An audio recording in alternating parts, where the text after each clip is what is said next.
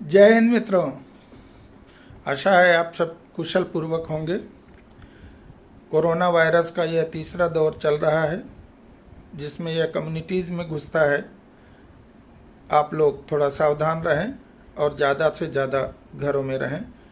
मेरी शुभेच्छा है आप सभी स्वस्थ और ठीक रहें। आज मैं फिर आप लोगों से इसलिए मुखातिब हो रहा हूँ कि मैं थोड़ा आज के प्रचलित नारों का विश्लेषण करना चाहता हूँ। सबसे पहले मैं सरकार के या यूं कहें कि प्रधानमंत्री साहब के नारे का विश्लेषण करूँगा। 2014 के चुनाव के बाद और 2019 के चुनाव के पहले हमारे प्रधानमंत्री साहब का नारा था सबका साथ और सबका विकास। 2019 के चुनाव जीतने के बाद हमारे प्रधानमंत्री साहब ने इसमें एक तीसरा शब्द और जोड़ा, सबका विश्वास। अर्थात हमारे प्रधानमंत्री साहब को लगा होगा कि 2014 के कार्यकलाप में उनसे हमारे कुछ भारतीय, खास करके मुस्लिम भाई उनसे दूर हो गए हैं, जिनका वोट उनको नहीं मिला। फिर भी भगवान की कृपा से या हिंदुस्तान की कृपा से या हिंदुओं की कृपा से वो चुनाव जीत गए। लेकिन सबको साथ लेने और सबका विकास करने के चक्कर में उन्होंने फिर इसमें एक तीसरा तकिया कलाम जोड़ा कि सबका विश्वास। और मुझे ऐसा लगता है उन्होंने अपनी कैबिनेट में कुछ इसी प्रकार से परिवर्तन भी किए, सरकार की नीतियों को भी परिवर्तित किया, और नहीं केवल परिवर्तित किया, जैसा उनका स्वभाव है, जो वो कहते हैं उस पर वो अमल भी करते हैं, उन्होंने उस पर चलना भी चालू किया।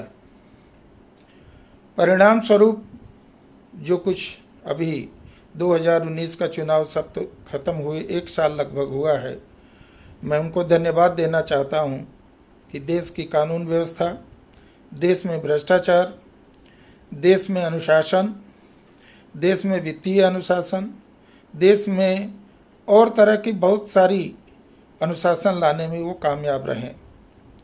भगवान करें उन्हें शक्ति दे और वो कामयाब हों। 2014 में कुछ महत्वपूर्ण निर्णय भी हुए जो हिंदुस्तान की सलामती में बड़ा उनका योगदान होगा, जैसे राम मंदिर का सुप्रीम कोर्ट द्वारा फैसला, धारा 370 और 35A का उन्मूलन, जम्मू कश्मीर राज्य को 3 भागों में बांटना और वैली को यूनियन टेरिटरी बनाना। यहाँ तक तो सब ठीक था और इसके पीछे हमारे प्रधानमंत्री साहब की मंशा भी ठीक थी, अच्छी थी। मैं कहता हूँ कि वो वैली को और जम्मू रीजन को और लद्दाख रीजन को, जिसका विकास अपेक्षित नहीं हुआ था, क्योंकि जो कुछ भी कारण है वो सब आप लोगों को पता है, बहस में भी आपको पता चला होगा, तमाम जानकारियों के साथ, जो इम्बैलेंस हो गया था और ज़्यादा विकास घाटी में हुआ था और जम्मू वाले लड़ झगड़ के ले लेते थे तो उनका भी हुआ था। लेकिन लेह लद्दाख जो एक स्ट्रेटजिक पॉइंट भी है, जो 2 तरफ से दुश्मनों से घिरा हुआ है और तीसरी आपदा वहाँ हमेशा कुदरत की रहती है, उसकी उपेक्षा हुई थी। तो इन तीनों क्षेत्रों का एक सामूहिक विकास हो और लद्दाख का खास करके सामरिक विकास भी हो, इसके लिए प्रधानमंत्री जी ने ये किया। मैं उस विषय पर अब नहीं जाना चाहता हूँ,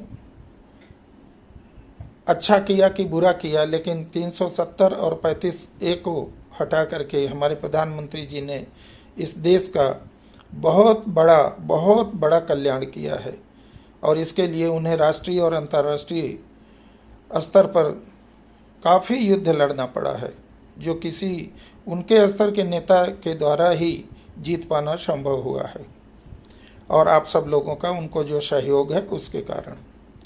मित्रों, अब जो कुछ इस धारा को हटाने के बाद ये पिछले हफ्ते जो घटनाएं कश्मीर में हुई हैं, खास करके तब जब 2 वहाँ के परिवार के नेताओं को उनको जो अंदर किया हुआ था, जब उनको छोड़ा गया और वो फिर से अब एक्टिव हो गए हैं, वो फिर से उसी जहर की खेती को करना चाह रहे हैं, मुझे ऐसा लगता है, और शायद आपको भी ऐसा लगता होगा। भारतीय सेना को वहाँ से काफ़ी कुछ हटाया गया, विड्रॉल किया गया, कारण जो कुछ भी हो, शासन जो है यूनियन टेरिटरी है, केंद्र शासित है सीधे। और अभी जो वहाँ पर 5 तारीख को हमारे एक कर्नल, एक मेजर और 3 हमारे देशभक्त सिपाहियों की मृत्यु हुई, वो हमको बहुत विदीर्ण की हुई है। हमारे देश वाले भी इससे बहुत दुखी हैं, और इससे ये साबित भी होता है कि अभी वहाँ पर जो ताकतें कश्मीर को भारत से अलग करना चाहती हैं, वो अभी न केवल जिंदा हैं बल्कि समय समय पर वो फन उठा करके हमें डस भी रही हैं। मुझे उम्मीद है प्रधानमंत्री जी और हमारी सेनाएं इसका माकूल जवाब देंगी, लेकिन वो जवाब अब ये कुत्ते बिल्लों पाले हुए आतंकियों को मारने से नहीं होगा। इस जवाब में अब पाकिस्तान के मेजर कर्नल रैंक के अधिकारियों की लाशें भी शामिल होनी चाहिए। दूसरा, एक घटना और भी मर्माहत करने वाली है कि उस आतंकी को मारने के बाद उसके गांव वालों ने जो सेना की वाहनों पर पथराव किया, उनको तोड़फोड़ करी, जिसकी वीडियो उपलब्ध है, जिसके चेहरे पहचाने जा सकते हैं। मैं उम्मीद करता हूं कि वहां के गवर्नर साहब उनकी सबकी गिरफ्तारी करेंगे और उनके ऊपर रासुका ठोकेंगे। ऐसे लोगों को समाज में रहने नहीं देना है। और मैं ये भी उम्मीद करता हूं कि उग्रवादियों को, आतंकवादियों की लाशें भी अब उनके परिवार को ना सौंपें। ये सबका विश्वास वाली चीज़ें ठीक है, ये उनके लिए है जो उसी तरह से आपको रिस्पांस करें, लेकिन रिस्पांस उस तरह से नहीं हो रहा है। बाबा साहब ने स्वयं लिखा है अपनी किताब में कि ये इस्लामिक लोग इस्लामिक राज्य से नीचे कहीं कोई समझौता नहीं करते हैं, और जहाँ इस्लामिक राज्य नहीं होता है उसको पूरी ताकत से ये इस्लामिक राज्य बनाने की कोशिश करते हैं, और ये कर रहे हैं। दिन रात 24 घंटे 5 पहर ये यही कर रहे हैं। चाहे वो कोरोना वॉरियर्स पे हमला कर रहे हों, पत्थरबाजी कर रहे हों, ये उनको शैतान मानते हैं, चाहे वो घाटी में हमला करके हमारे सैनिकों और जवानों की हत्या कर रहे हों। मैं प्रधानमंत्री जी से अपील करूंगा, करबद्ध प्रार्थना करूंगा कि वो सबका विश्वास लें लेकिन ऐसे लोग जो उन पर स्वप्न में भी नहीं विश्वास करेंगे, वो इसको उनकी कमजोरी समझेंगे, और जब वो इसको कमजोरी समझेंगे तो वो आपके ऊपर हमला करेंगे, आपके शासन तंत्र पे हमला करेंगे, आपके शासन के लोगों पर हमला करेंगे, और वहाँ पर जो निर्दोष जनता है उसको बंधक बनाएंगे, उनके ऊपर हमला करेंगे।